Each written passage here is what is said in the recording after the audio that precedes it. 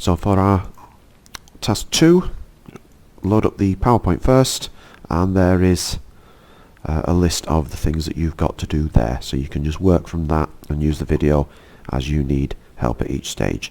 So in lesson 2 we're going to load up this spreadsheet to calculate the profit that our sandwich shop is making. So the first thing that you need to do, we've got a list of ingredients here on the side.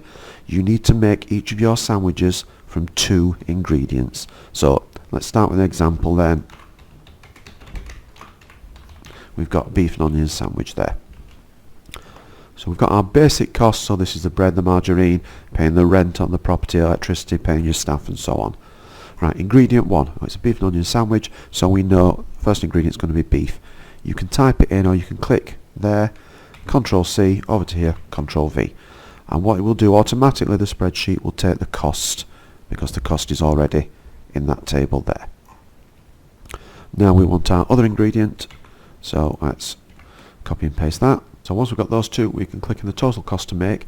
So you're going to have to put a formula in. Remember to start with equals.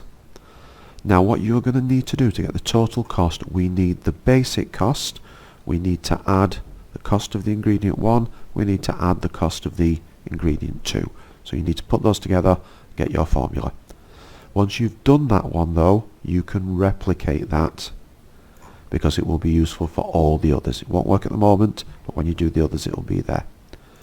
Your selling price needs to be higher than the total cost to make. So you're going to type that in yourself. You just need to sell it for a higher price, otherwise you won't be able to make a profit. So our profit per sandwich, we need a formula for this.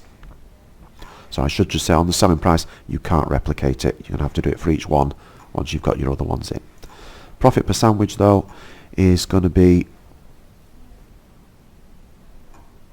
the selling price, take away the total cost, and make sure it's a positive number. This one you can replicate because it will be the same formula for all the other sandwiches.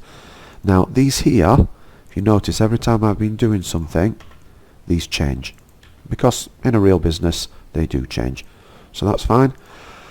Our total profit, our sandwich profit this week then, it's going to be the profit per sandwich multiplied by how many of them you sold. So if your profit for a sandwich was £1 and you sold 100 of them, it will be 1 times 100.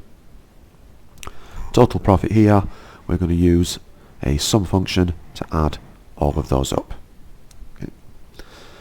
Next, you need to do a bar graph of the weekly profit for each sandwich. So what you're going to have to do for this is highlight the sandwich column, hold down Control and highlight the sandwich profit this week column. Then you can insert, and it will just be on the recommended charts. You can just put that one in, get your graph and just put it into that area there.